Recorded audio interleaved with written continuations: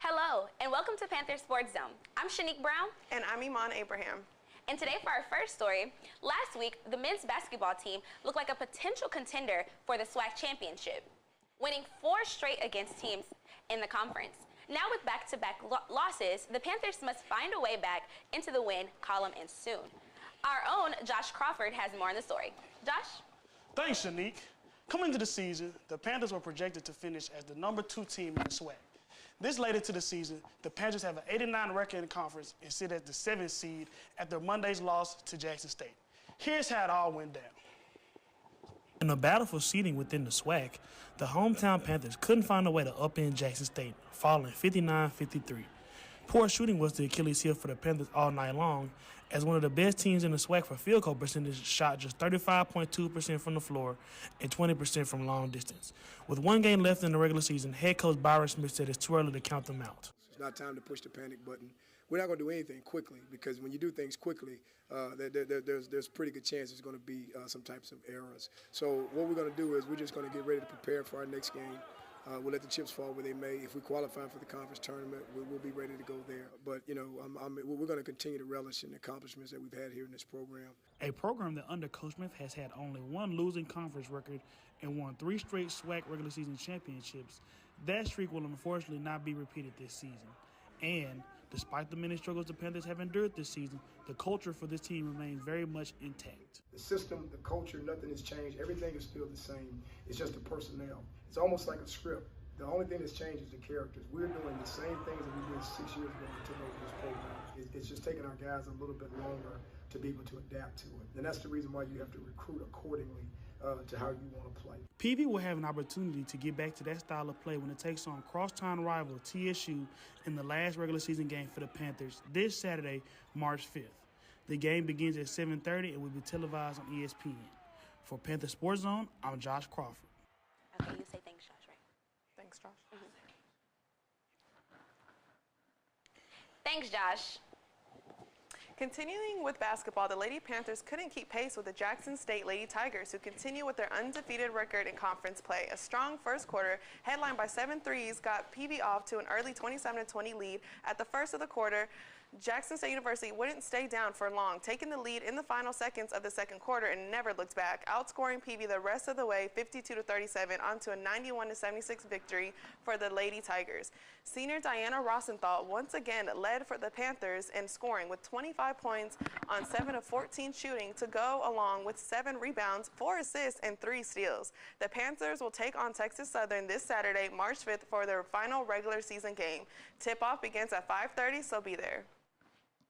Yesterday, men and women's golf finished up a competition at the 2022 Birmingham Spring Invitational. On the men's side, they ended the Invitational in 4th place, shooting 30 over par as a team on the first day before a 10-stroke improvement on day 2.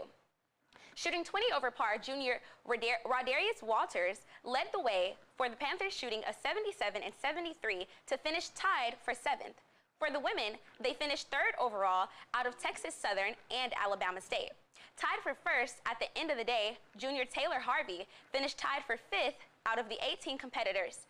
Up next, for the men, they take a trip to the Augusta Pines Golf Club in Spring, Texas for the Colin Montgomery Invitational on March 7th, and 8th.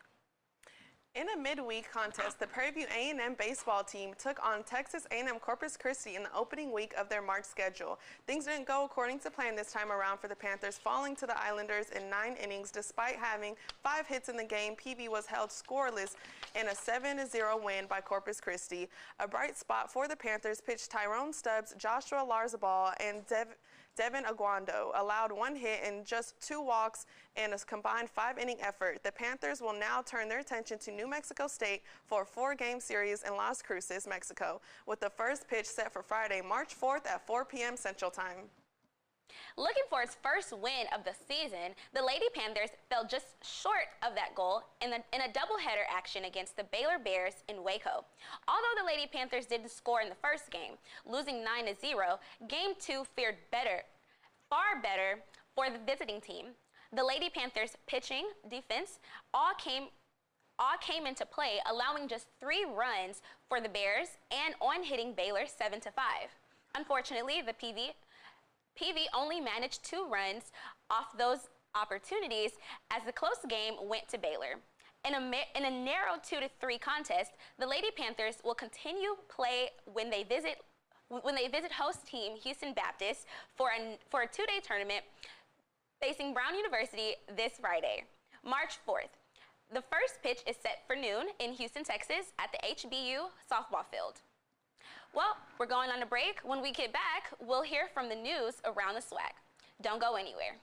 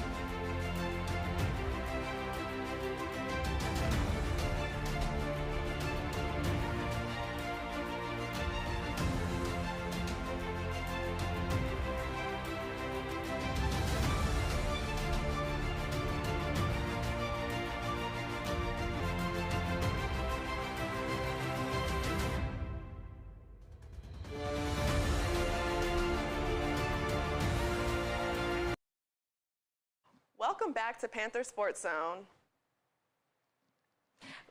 GCU last week, the Jackson State Lady Tigers clinched the 2022 SWAC women's basketball regular season title with the 87-86 road win over Texas Southern. The title marks back-to-back championships for GCU as the Lady Tigers also won the regular season title following the conclusion of the 2021 season.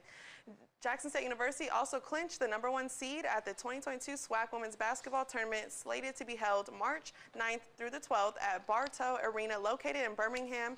Jackson State currently has a 17-6 overall record this season under the direction of Coach Reed and is led by Amisha Williams-Holiday, who currently ranks 2nd in the league in points per game, averaging 20.6 points per outing. The Lady Tigers will look to claim back-to-back tournament titles when Jackson State University returns to Birmingham to participate at the 2022 Cricket SWAC Women's Basketball Tournament, represented by Mountain Dew. Renoy Dedew, Alcorn State University President Felicia M. Nave recently announced the selection of Renoy Dedew as the university's next director of athletics, saying, quote, "As a former student, athlete, and alumni, he understands Alcorn's solid winning tradition. He is a proven leader with a track record of success as a fundraiser and innovator," unquote. Dedew is no stranger to Alcorn, playing football for the Braves and receiving his bachelor's and master's degree from the University in Secondary Education and Athletic Administration.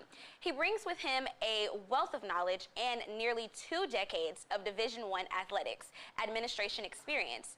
Dedew's role as Director of Athletics officially begins on April 1st.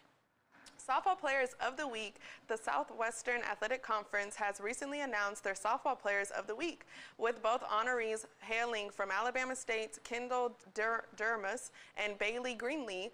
Dermus earned Hitter of the Week honors, hitting .571 in the 4 games, picking up 8 hits and 14 at-bats. She scored 5 runs and drove in another 3 in Alabama State to a 3-1 record in the HBCU Celebration Tournament. She finished the weekend slugging .571 and had an on-base percentage of .571, all while stealing 4 bases and 5 attempts. The pitcher of the week went to Greenlee, who went 1-1 on the weekend for the Hornets, logging 15 innings and appearing in the 3 games during the HBCU Celebration Tournament. She ended the weekend allowing just 2 hits and 2 runs and struck out 14 batters. She also threw a perfect game and a 1-0 victory against Alabama A&M with 5 strikeouts. Coming up next, after the break, we'll hear from our very own PV Rugby team, and in particular, a player named Javante Wade. Stay tuned.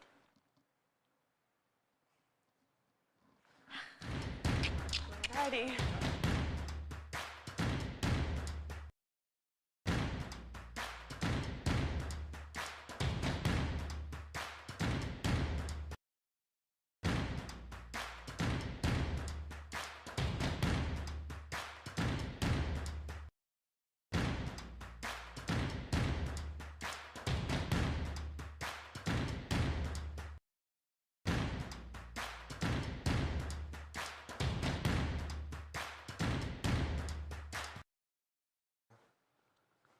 And welcome back to Panther Sports Zone. Joining us today, we have Javante Wade. Thank you for joining us in the studio. Welcome. Thank you for being here. You're welcome. Okay, how are you doing today? I'm doing pretty good. That's How good. you doing? I'm good. I'm good. All right, so today we'll just be asking you a few questions, about the game, and I know y'all had your first game on campus in a long time. So, what made you, want to start playing rugby? Well, honestly, back in 2019, I wasn't on a sports team, and my roommate randomly came up to me. He asked me if I wanted to join the practice, and I went out there one day and had fun. I kept coming out, and I eventually started to love the game. Were there any other sports that you used to play before rugby? Well, in high school, I played football, I ran track, I played basketball, and I did powerlifting as well. Oh, wow, that's awesome. Okay, so that prepared you for rugby, all of those sports, because really, if you think about it, rugby is really like multiple sports in one. It's almost, you have the rugby ball, which is kind of similar to a football, and then you also have the athleticism like football, very, very similar, but you're running in a new direction and things like that. I played a little bit. I know you remember me from the team, but I played a little bit, slight flicks. But rugby is often compared to football. What are some of the similarities and differences between the two? Well, rugby and football are similar, and the difference is instead of passing the ball forward, you have to pass it backwards. And then you can also kick the ball forward while in play. And then whenever you score, it's 5 points, and the field goal is 2 points. But when you run to the end zone, you have to actually touch the ball on the ground for the score to count. Did it take you a while to kind of figure out how to play rugby, like the rules? It actually took me a couple weeks, actually. Oh, wow, okay. So did you say it would take like a little bit longer than like basketball or your other sports that you used to play?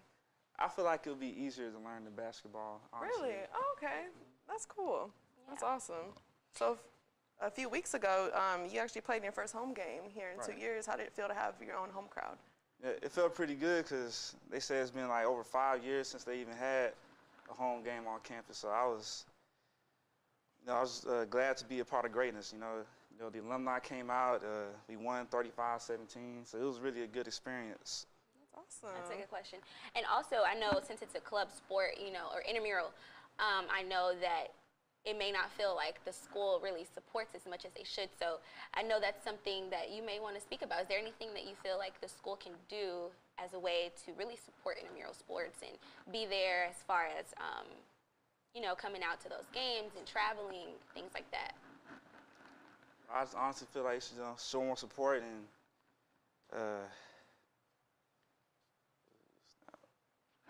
show more support. Some more support. Yeah. Right, just show more support, you guys. Just come out to those games. They practice every single day. Oh no, usually like around 5. Yeah, 5 o'clock, 5 to 7. Okay.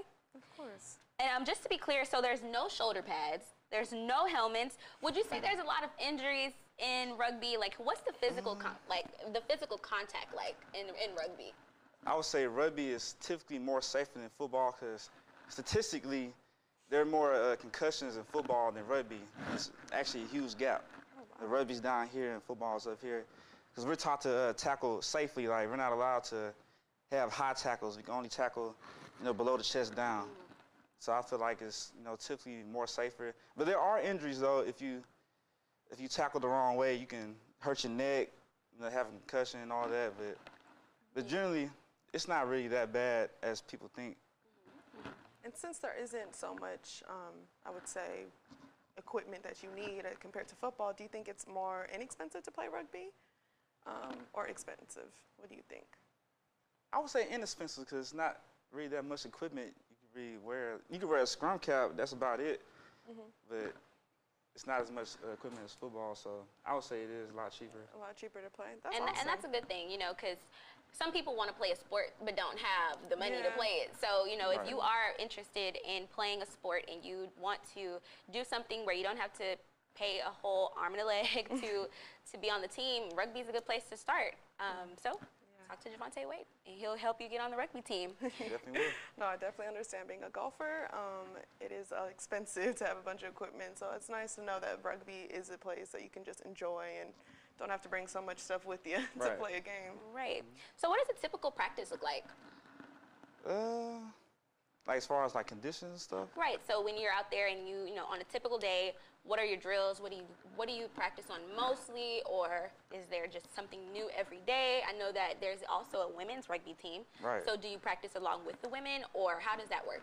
We generally hold our practices with the women. And, the things we work on, you know, passing the ball, you know, down the line, you know, as quick as possible because, you know, you don't want to pass it too slow because someone can, you know, run in and intercept the ball. And we usually start practice with a lap, you know, just to get the blood flowing. And we also work on kicking and, you know, catching the ball in the air for kickoff as well. Okay. Sounds good. Preparing. Right. Right. Nice. And then since you're a senior this year, correct? Well, I'm technically a junior. Oh, okay, cool. Yeah. So you can actually play going into, you have a couple years then Right. to play for rugby. That's awesome. So is there any moments that stand out for you since you've been playing anything memorable that you would say, or favorite moment? I would say my first game, actually. My first game Awesome. was really, really memorable, you know. Tell us about it. Well, I would say I was very tired because rugby is like, it's 80 minutes total. It's 2 40-minute, you know, quarters. So Oh, wow. So It's just kinda 40 minutes like- straight? yeah, like 40 Oh, minutes okay. straight, and then, you know, halftime, probably like 15 minutes, and then another straight 40 minutes. Oh, wow. Wow, that's a long game. Yeah, and then, Be like, Coach. No, I'm done. I'm saying, No, did you guys win your first game? we actually did. Oh, awesome. That's Okay, good. so that sounds like a good first game. Right. That's awesome. And for our last question, if students want to join the rugby team, what do they need to do? Who do they need to talk to? Who is the head coach of your organization? So tell us a little bit about how people can join the rugby team, and even for the women's team, you know, who do they talk to? Well, the head coach is Craig Dawson. But, if you want to get more information on how to join the team, you can DM me on Instagram at little underscore J Wade. Okay, you want to spell that? Just in case they don't know. LIL_JWADE. We love to see it. Awesome. Well, thank you so much for joining us here at You're Panther welcome. Sports Yes. Zone. We love to see Yes, it. thank you. And, well, that'll be all for Panther Sports Zone. Make sure to tune in every Monday, Wednesday, and Friday at 5:30. And once again, I'm Shaniek Brown. And I'm Iman Abraham. Thank you. Why did I say thank you?